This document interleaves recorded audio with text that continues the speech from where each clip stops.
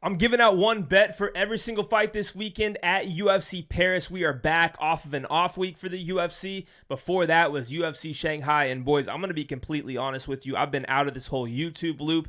Both my kids started school the last couple of weeks. During UFC Shanghai, actually, I was on a bachelor party or a bachelor trip up in Green Bay, Wisconsin. Shout out the Cheeseheads. So I haven't been not paying attention. I don't know if we lost more or won more bets than we gave out for that show. So I'm going to do a giveaway anyways. You're going to be getting a bunch of Ghost products as always. To one person who comments on this video, you can comment some hate, comment some love, makes no difference to me. Drop your favorite play for God's sakes. I do not care. But on top of the Ghost products, we're giving away the exact shirt I'm wearing actually, Full Violence. King of Diamonds Dustin Poirier edition, not the one off my back, but this one right here that is still in packages with tags on it. You guys can get that just by commenting something on this video. I'll pick one winner at next week's show. It's about enough yapping from me though, boys. But if you are new here, we're not picking winners for these fights. There's hundreds of people on YouTube doing that right now. We're giving out one bet no matter what on every single fight on this card so far. And that means we got to get right into it with Sam Hughes versus Shauna Bannon. And this is quite the way to kick off UFC Paris. You know, Sam Hughes is minus 340 in this spot right now, which is insane because Sam Hughes is used to being an underdog. She's a perfect fighter to bet as an underdog because she will fight for your money. She's got phenomenal cardio, durability. She wins round 2 and round 3 based off her cardio and output many, many times over. And Shauna Bannon's kind of, I don't think she has terrible cardio. I think her striking's pretty good. She's not going to knock out a ton of girls or anything like that, but she will win rounds against girls because she's very accurate. She lands big kicks. She does throw decent volume herself. She has a striking background. She's not bad. She's not terrible by any means. Sam Hughes, I don't think is going to come out here and knock her out either. I do think that Shauna Bannon, if she has success in this fight, it's going to come earlier on in the early rounds. I think she could actually win round 1, possibly round 2. I'm not real confident that she's going to win this fight, but you look at her, she's a massive underdog right now. Plus 3.5 on Shauna Bannon as it stands at the time that I'm looking at right now on BetOnline. It's plus 100 for her to win just one round. Plus 3.5 spread. I got a feeling Sam Hughes is going to come down a little bit in price, and that plus 3.5 on Bannon's going to start to get to minus 120, minus 130 in that range. I think that's about where it's going to settle. But, to kick off the card on such a fight that is, there's not really a great number to play here. I think plus 3.5 spread at plus 100 is going to be the way to go for me. And let's get into the next one because we got an absolute banger.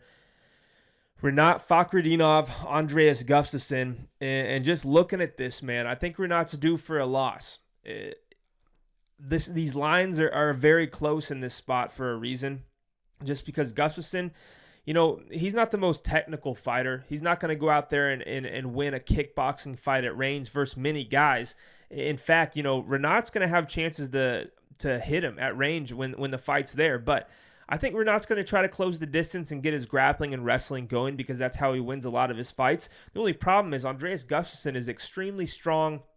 The guy is very good in the clinch. He's hard to take down. He's relentless, phenomenal cardio, very, very durable. He's going to throw a lot of output, but his output isn't 1-2s and combinations. His output is grabbing you behind the head and hitting you with elbows repeatedly and knees up the middle and just dirty boxing in the clinch.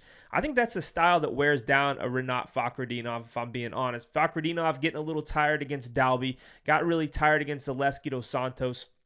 And, of course, the fight against Carlos Leal, which a lot of people thought was robbery of the century. It just seems like he's getting due for one of these losses.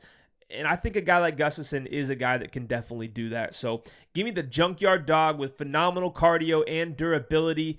Maybe on the sauce. I'm not going to accuse him. I'm not quite for sure. But there's something different about Andreas Gustafsson. I think we're going to see it this Saturday in Paris. Give me Gustafsson minus 112 on the money line. That's the official play for that fight. In next, Brad Tavares, Robert Bryczek.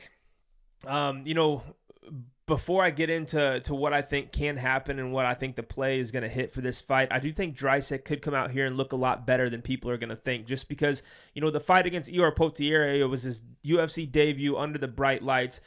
Fighters drop the ball in that position quite a lot. and he was a big favorite. We've seen it happen many, many times, and these fighters bounce back and they have better performances in their sophomore outings, and now Drysdale's in that exact same situation here. So the only problem for him is that Brad Tavares is a seasoned veteran of 15 years in the game, he kind of checks all the boxes all the way around.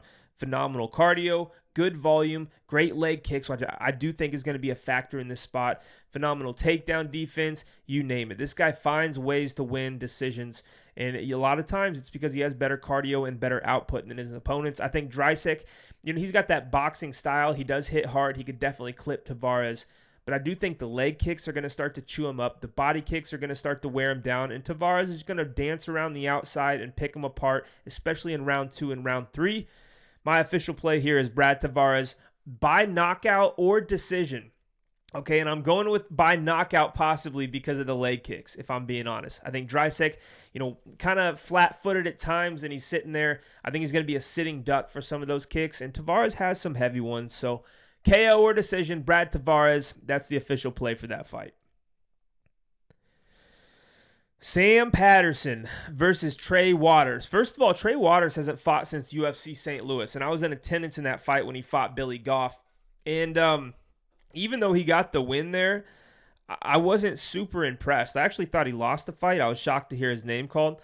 But, when the going gets tough, he started eating some big shots. And, Billy Goff couldn't put him away. Billy Goff was quite a bit smaller than Trey Waters in that spot. I just don't, coming in against a guy like Sam Patterson, who's going to be rangier, who is a very powerful striker as well, moved up to 170s, looked phenomenal, can grapple too. I just don't know what Trey Waters has to fall back on if he starts to get tired and he starts eating big shots. Sam Patterson will blast a body kick. He's got a big right hand. And, if you get tired and start to get to the clinch, Sam Patterson's pretty comfortable there. He'll look for trips. He'll get you down to the ground. And then from there, he looks for elbows. He looks for submissions. I think Sam Patterson right now is the better fighter than Trey Waters. Trey Waters has a decent submission game too, don't get me wrong. But, at this point, I think Sam Patterson is just on more of a roll.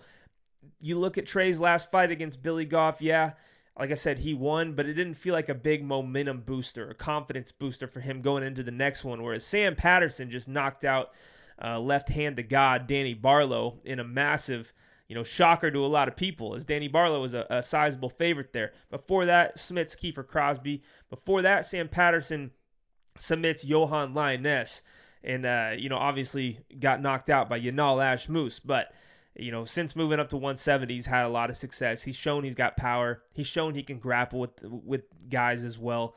I think he covers all bases here against Trey Waters. So official play for me, Sam Patterson on the money line, minus 185. I don't love it, but I also think that, he's going to have chances to take over this fight, especially late too, because I do think Trey Waters slows down.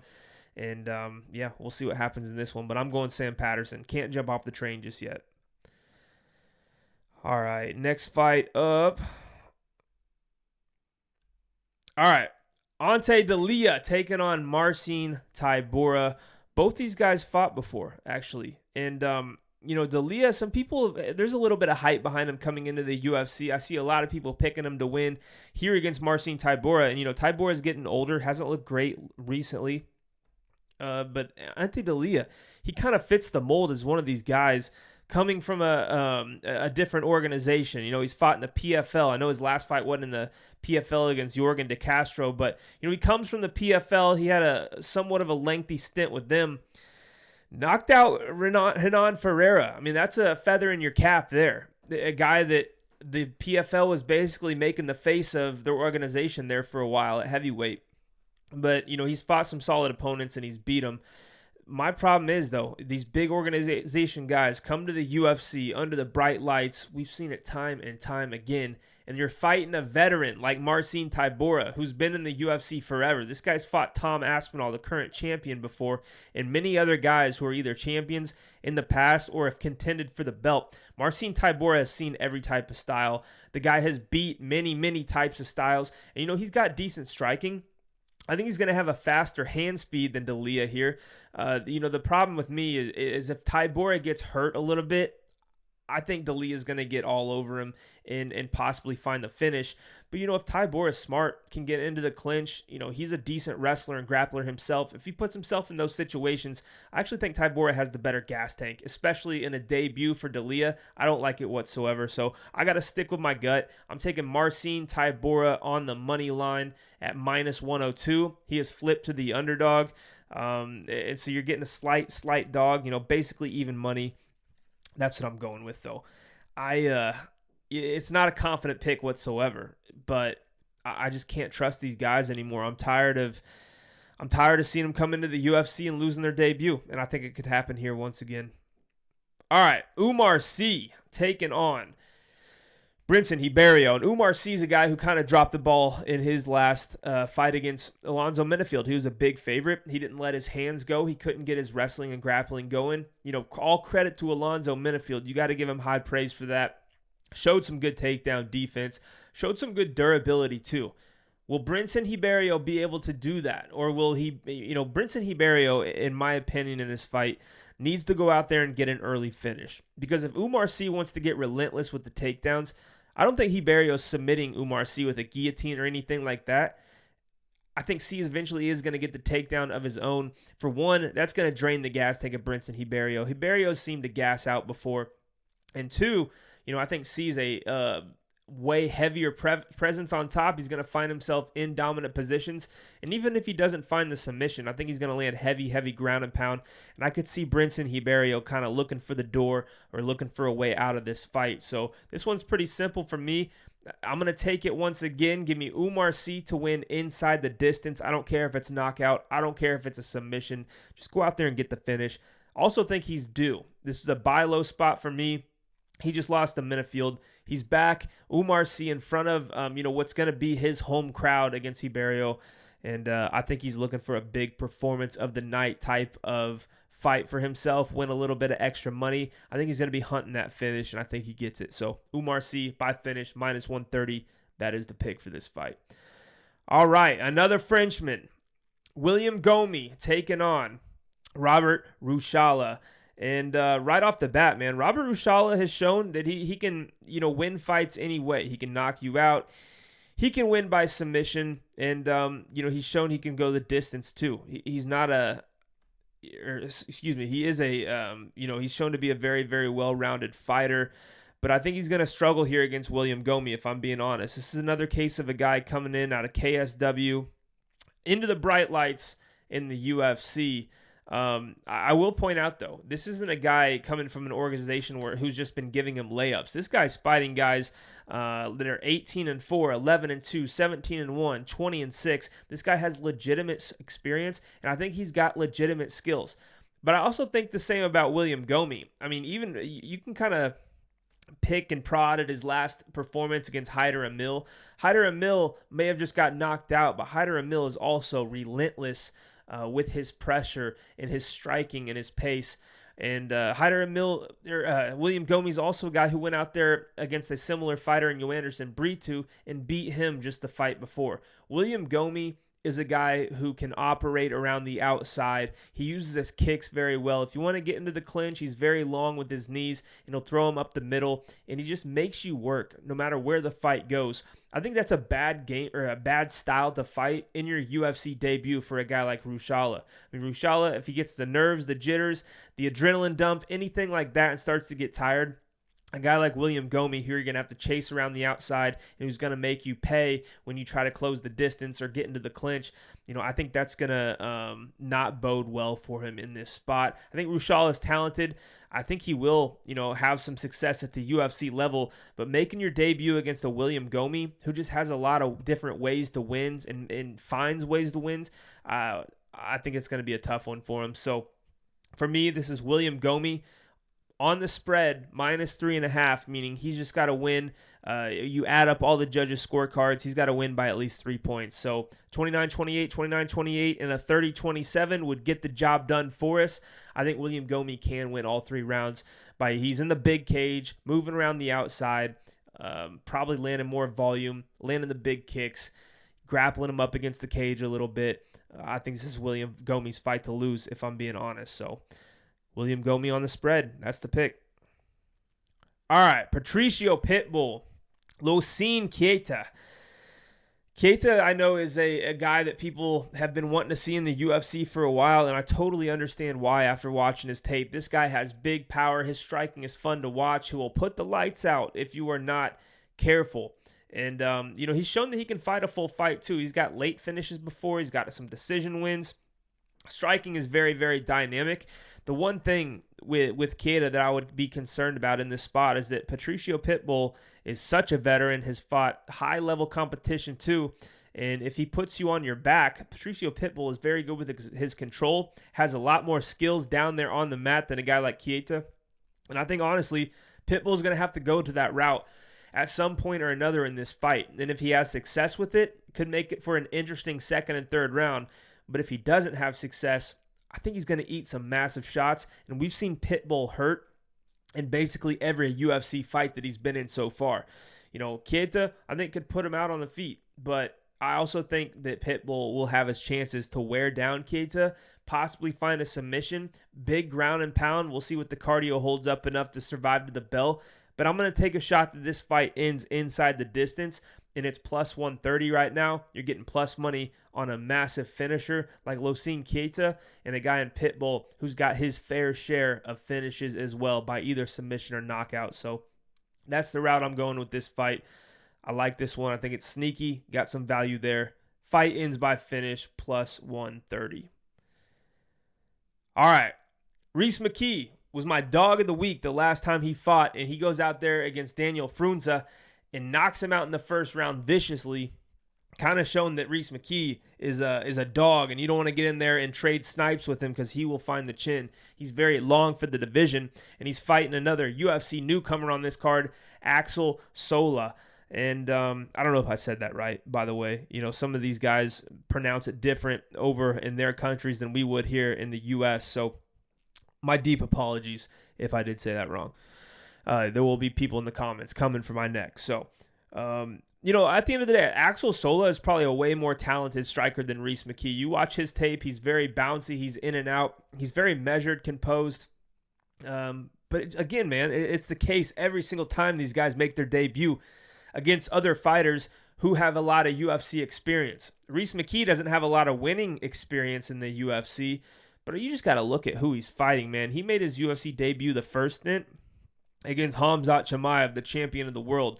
Khamzat knocked him out clean, and didn't knock him out clean. My bad. Khamzat dominated him, but this is a guy who's taken his fair share of losses. But you can tell he's starting to learn from those losses, and he's getting better from those losses, because that performance against Frunza was actually very, very impressive to watch. I mean, this guy has lost to Chidi and Jaquani, Ange Losa, Alex Morono, and Khamzat Chimaev. Like, those are his losses.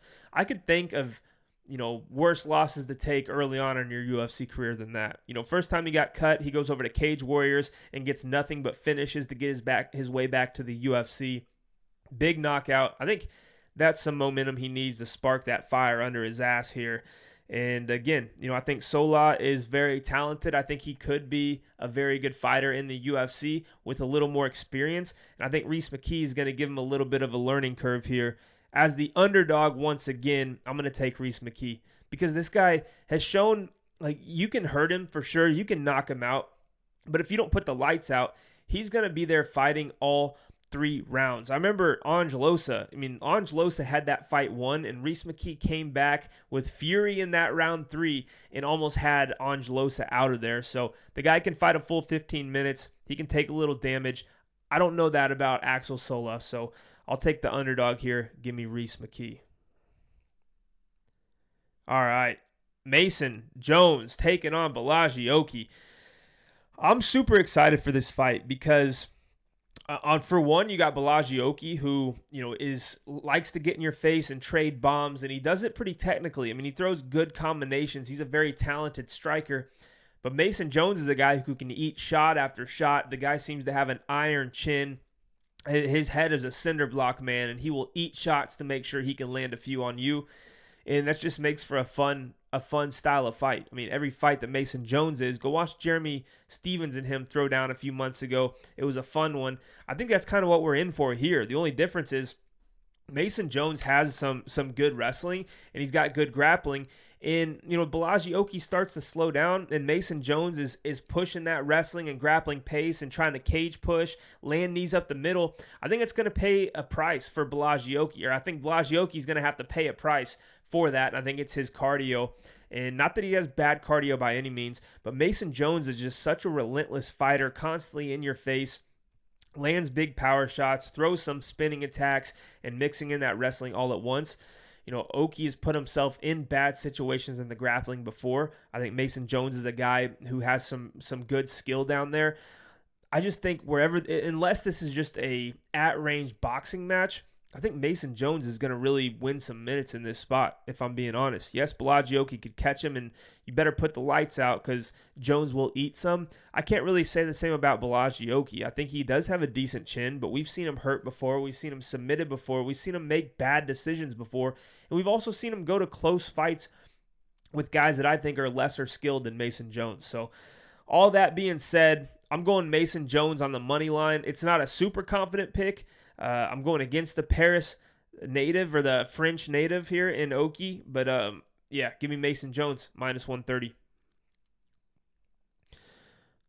Paul Craig versus Modestas Bukauskas. And right away, man, Paul Craig, you can't really ever write him off because of that submission game, but it's feeling like it's just getting fewer and farther between since we're starting to see those performances. He submitted Magomed Ankalaev. This guy has submitted a lot of guys that you thought that he was going to go in there and get ran over from. But you just don't see it happening as often anymore. Yes, Paul Craig was involved in that last fight where he had the up kick against Rodolfo Bellato, and Bellato put on the, Oscar Performance of the Year or whatever everyone was calling it. But before that, man, Bo Nickel beat him by unanimous decision. Caio Bahayo knocks him out round 2. Brendan Allen submits him round 3. He beat Andre Muniz by TKO after moving down a weight class. But before that, losing to Johnny Walker by hammer fists. Volkan Oezdemir by decision. It's been a long time. It's been since 2022 since he's landed or pulled off some triangle choke off of his back or anything like that. It just seems as he's getting older, competition's going up a little bit. He's not getting those opportunities. He's not pulling it off. But I do think the threat of his grappling is enough to want these guys don't, want to get in these big exchanges with him, and they kind of fight technically like a Bo Nickel did, and kind of like Caio Bahayo was doing for a while until he found that big shot. I think Modestas Bukauskas is already kind of a cautious striker, and he takes his time. And I don't think Paul Craig is going to offer anything on the feet that's going to knock out Modestas Bukauskas. So, I'm taking this fight to go over 1.5 rounds at minus 140. I think more often than not, both these guys are going to caution their way into a fight that makes it to that second and third round, and it's going to go over more often than not. And minus 140 is a good enough price for me. That's about all I got on this fight. I'm not too invested on either side, but please just stall out over 1.5. Let's cash that one. All right, Mauricio Ruffy, co-main event, Benoit Saint-Denis. Benoit Saint-Denis in front of the home crowd. He's going to get a big pop. We've seen it before. People go crazy for BSD in Paris. But, if he can't get his wrestling and grappling going early, he's going to be in a world of trouble on the feet because he is extremely hittable. He's got some power in the hands for sure. He's got relentless pressure. But the guy just gets beat to a pulp on the feet against good strikers. And I think that's exactly what's going to happen here against Mauricio Ruffy. The only difference is Ruffy is so elusive, and you don't see his strikes coming. His hands are down. His jab starts from his hip. He throws these nasty spinning hook kicks. This guy is as talented as they come in the striking department. And it's not just a good boxer like Dustin Poirier who can knock out Benoit Saint-Denis. It's Mauricio Ruffy, who's a lot younger, very, very powerful, and he's hard to get a read on and see where these shots are coming from, like I said. So this is another simple one for me as well. Mauricio Ruffy is under minus 200 now. Minus 180 is what I'm getting him at. That's what I'm taking for this fight. I think Benoit Saint-Denis could make it interesting if this thing gets past the second round for sure. I just don't think it does, man. I don't think BSD has some insane iron chin by any means, but I do think Ruffy has the power in his hands to make all the difference no matter who he's fighting. So I'm taking Mauricio Ruffy minus 180 on the money line. Main event. Everybody has been so torn on this fight, divided down the middle. This has been a war on Twitter. It's been a war on Instagram on who they're picking. I mean, on one hand, you got Caio, the leader of the fighting nerds, kind of, brought the fighting nerds to the UFC and has just ran with it. And Nasruddin Imavov has struggled at some points in his UFC career, but he's also a guy that's getting better and better, and you got to commend him for that. My problem with Nasruddin Imavov is that I think he could still get a little bit tired in 5-round fights, especially when you're fighting the guy who might just implement a little bit of a grappling-heavy game plan. We saw it against Jared Cannonier, where Jared was able to put him up against the cage in those first 3 rounds for extended periods of time. Honestly thought Imavov was getting tired in that one too. He did turn around, landed a beautiful combination, hurt Jared Cannonier. Maybe it was an early stoppage, but you got to give Imavov all the respect for finishing that fight and having Cannonier that hurt. But it's a similar story with Caio, man. Caio fought Jared Cannonier somewhat close. I thought he was winning the fight. They get into the last round, and he hits Jared with a shot, and Jared basically just stiffens up and almost falls over and catches himself and then somehow survives. Like, if a ref was going to stop the Caio Jared fight or the Imavov Jared fight, I think the Caio one should have been stopped and the Imavov one should have been let on to go, but is what it is. I do think this is an even fight at the end of the day. Imavov's going to have the slicker striking, but Caio I don't think is a slouch in that department. I think he can compete with him. Where Caio's going to have the advantage is obviously the wrestling and the grappling. I think Imavov's ground game is good. His wrestling is good. But I think Caio's going to be at a little bit higher level, especially with the jiu-jitsu, especially if he gets in top position. And I do think every time that Caio lands a takedown, if he does, or gets into that dominant position, I think you're taxing the gas tank of Imavov a little bit more. To where in those later rounds, maybe you don't have to go to the wrestling as much. You can be in a competitive striking match with Imavov, probably even landing the bigger shots as of late. So, yeah, Imavov has been very impressive as of late. Like I said, against Brendan Allen, got taken down, but then came back and won round 2 and round 3. But Brendan Allen was death gas, shooting bad, sloppy takedowns, which was awful optics to the judges, and he was having success on the feet at times. If he would have just stayed on the feet, I think he actually could have had a case, given himself a shot at least to win that last round. And then Imavov knocks out Israel Adesanya. Super impressive no matter what, no matter how Izzy has looked. Knocking out him will always be a feather in somebody's cap. I just think Caio's got a great game plan for every fight. I think he's a guy who's smart enough to stick to that game plan. And he's a guy that's just extremely hard to beat, man. He hasn't been beat in 10 years. The guy is a good striker. The guy's a phenomenal grappler. I think we see him put it all together here and upset the guy in Paris in front of his home crowd in Imavov. So that being said, I'm taking Caio on the money line, -125 for the last fight in the main event on this card. Appreciate all you guys watching this. Shout out to the sponsor of the show, BetUS. It's a book that's available in 49 of the 50 states. I'm going to drop a link in the description where you can get a deposit bonus. They've got lines for Contender Series, for the UFC, PFL, a lot of other organizations as well. And of course, NFL is starting and college football is starting, and they've got every single line that you could possibly want for that. BetUS, linked in the bio down below. Again, if you guys want a chance to get into the giveaway, all you got to do is comment something. It could be anything in the comments. Make sure you hit the like button too. Hit subscribe, post notifications on. We'll see you guys in the next video next week. Let's cash these bets this week. And once again, I appreciate all of you guys for being here week in, week out. It means a lot to me. I got nothing else left for you guys. We'll see you guys next week.